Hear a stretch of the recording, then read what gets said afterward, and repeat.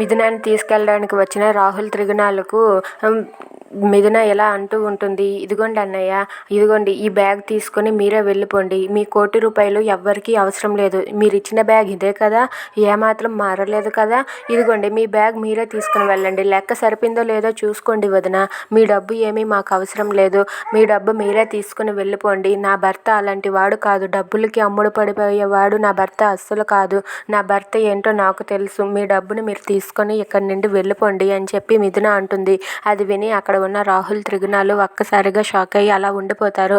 ఇక వాళ్ళ మాట అనటంతో అక్కడ ఉన్న శారద కూడా అది చూసి చాలా మంచి పని చేసింది ఈ అమ్మాయి అని చెప్పి అనుకుంటూ ఉంటారు. అలా మిథున అయితే ఆ డబ్బు ఇచ్చేసి మీ దారిన మీరు వెళ్ళండి అని అంటుంది. అది విని అక్కడ ఉన్న రాహుల్ అలాగే త్రిగుణ ఏం చేయలేక తలదించుకొని వాళ్ళైతే అక్కడి నుండి వెళ్ళిపోతారు.